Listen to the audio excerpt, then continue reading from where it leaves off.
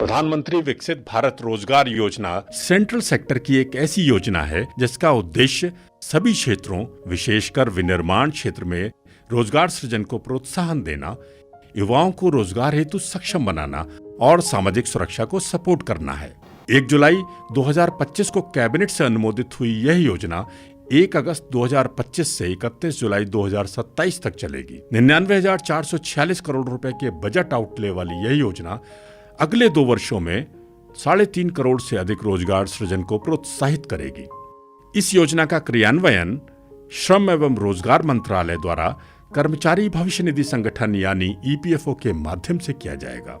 योजना का part A कर्मचारियों को प्रोत्साहन राशि देने की व्यवस्था करता है। EPF में कवर्ड किसी प्रतिष्ठान में 1 अगस्त 2025 से 31 जुलाई 2027 के बीच में पहली बार नौकरी में आने वाले कर्मचारी को उसके 1 माह के वेतन के बराबर प्रोत्साहन राशि दी जाएगी। यह राशि अधिकतम 15,000 रुपए तक हो सकती है और 2 किश्तों में प्रदान की जाएगी।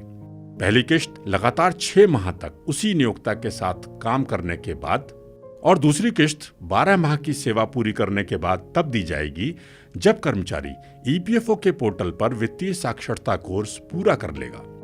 वित्तीय साक्षरता कोर्स कर्मचारियों में बचत, बीमा, साइबर सुरक्षा, सामाजिक सुरक्षा आदि की समझ बढ़ाने के उद्देश्य से बनाया गया है। इस प्रोत्साहन राशि को पाने के लिए अधिकतम 1 लाख रुपए तक वेतन वाले कर्मचारी एलिजिबल होंगे। बचत की आदत को प्रोत्साहित करने के लिए दूसरी किश्त एक निश्चित अवधि तक सरकार द्वारा निर्धारित बचत योजना में रखी जाएगी, जिसे लाभार्थी मैच्योरिटी पर निकाल सकेगा। इन कर्मचारियों को उमंग ऐप पर फेस ऑथेंटिकेशन टेक्नोलॉजी के माध्यम से अपना UN जनरेट, एक्टिवेट और ऑथेंटिकेट करना अनिवार्य होगा। योजना का पार्ट बी नियोक्ताओं को अतिरिक्त रोजगार सृजन हेतु प्रोत्साहित करता है। 1 लाख रुपए तक वेतन वाले प्रत्येक अतिरिक्त रोजगार पर विनिर्माण क्षेत्र के नियोक्ता को 4 साल और शेष क्षेत्रों के नियोक्ताओं को 2 साल तक इंसेंटिव दिया जाएगा।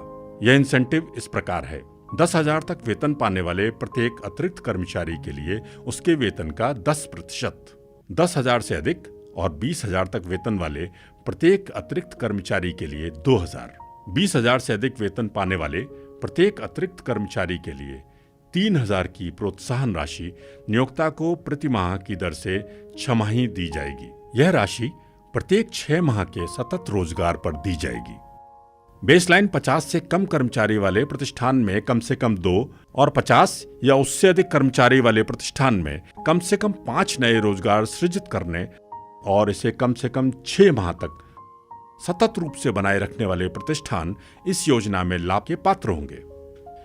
50 की ये बेसलाइन 1 अगस्त 2025 से पहले के 12 माह के औसत के आधार पर तय की जाएगी। किंतु यदि किसी प्रतिष्ठान की स्थापना को 12 माह पूर्ण नहीं हुए हैं तो उसकी स्थापना से अगस्त 2025 तक का औसत निकाला जाएगा। 1 अगस्त 2025 के बाद स्थापित होने वाले प्रतिष्ठानों के लिए यह बेसलाइन 20 होगी।